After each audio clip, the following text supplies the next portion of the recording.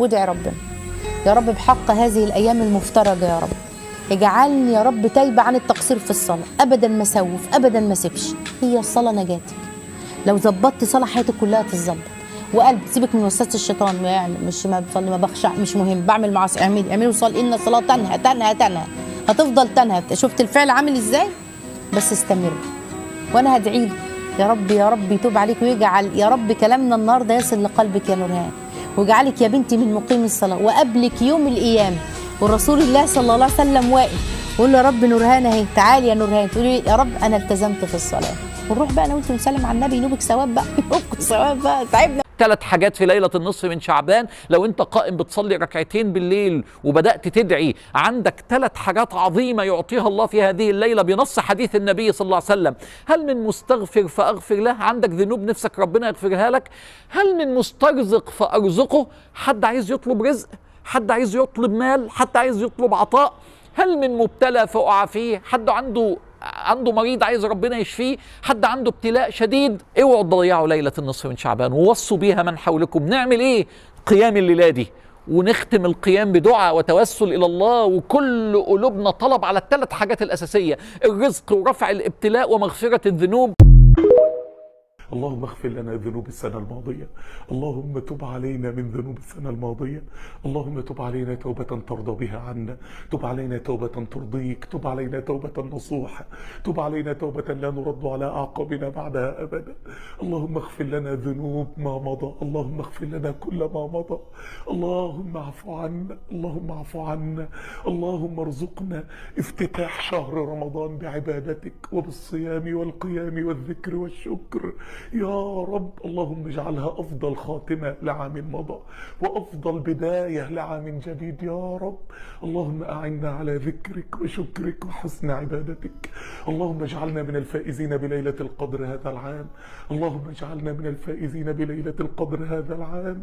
اللهم اختم لنا العام الماضي بكل خير، اللهم اختم لنا العام الماضي بكل بر، اللهم اختم لنا العام الماضي بعفوك والتوبة إليك، وأن تتوب علينا وأن تغفر لنا وأن تكفر عنا سيئاتنا. اللهم اختم لنا العام الماضي بالشفاء والعافية والرزق الواسع الكريم والفتح والنصر والمدد يا رب العرش الكريم يا أرحم الراحمين. اللهم آمين، اللهم آمين.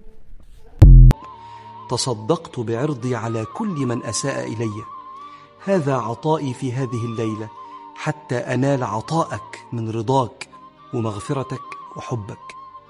ليلة النصف من شعبان ليلة عظيمة مقدسة عند ملك الملوك، فتعامل مع الله بسلام وحب وسامح عشان ربك يسامحك فيجهز قلبك لاستقبال فيوضات رمضان القريب.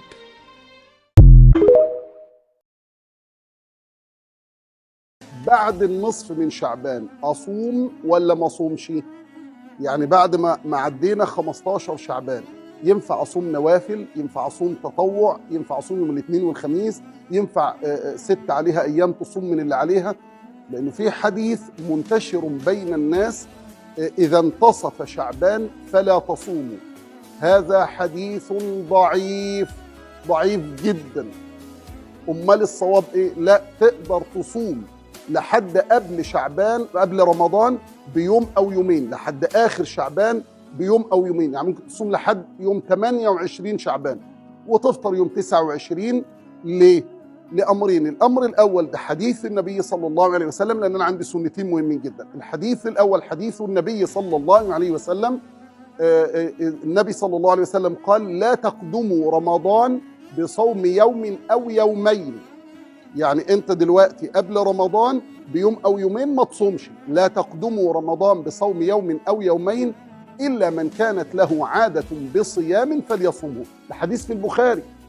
الناس تقول إذا انتصف شعبان فلا تصوموا، هذا حديث ضعيف جدا. إنما حديث البخاري سيدنا النبي يقول لك صوم زي ما أنت عايز من شعبان لحد قبل رمضان بيوم أو يومين. ليه؟ علشان تعمل راحة نفسية واستعداد نفسي للدخول إلى رمضان. الأمر الثالث للفصل بين الفريضة والسنة. يا جماعة سنة مهمة جدا، افصل دايما بين السنة والفرض. شعبان سنة وبعدين رمضان فرض، فما ينفعش نوصلهم ببعض. أفضل صايم شعبان كله وأوصله برمضان، هذا لا يجوز. كمان فيه يوم الشك اللي هو يوم 30 شعبان. يوم 30 ده احنا مش عارفين هو 30 شعبان ولا 1 رمضان. نهى النبي عن صوم يوم الشك، ونهى النبي عن وصل الفرض بالسنة. فما ينفعش حتى وانت بتصلي مجرد ما الإمام خلص وانت خلصت الصلاة قبل ما تذكر ربنا قبل ما تتحرك تيجي قايم مصلي السنة. هذا خالف سنة النبي صلى الله عليه وسلم. من هنا نعلم أنه يجوز للإنسان أن يصوم في النصف الثاني من شعبان ما شاء، اثنين وخميس أو من الأيام اللي عليه، أو قضاء أو كفارة كما تحب. أسأل الله عز وجل أن يتقبل منا ومنكم.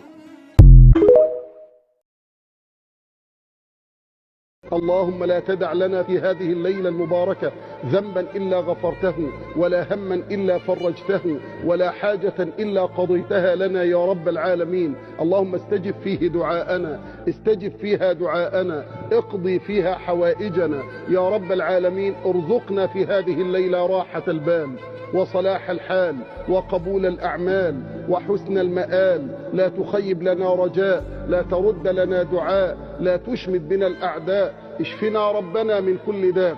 اللهم في هذه الليلة اجعلنا من أعظم عبادك نصيبا في كل خير تقسمه في هذه الليلة، ونور تهدي به، ورحمة تنشرها، ورزق تبسطه، وضر تكشفه، وبلاء ترفعه، وفتنة تصرفها. اللهم في ليلة النصف من شعبان صب علينا الخير صبا صبا، ولا تجعل عيشنا كدا كدا. اللهم صل على سيدنا رسول الله في الأولين، وصل على سيدنا رسول الله في الآخرين، صل على سيدنا رسول الله في الملأ الأعلى إلى يوم الدين.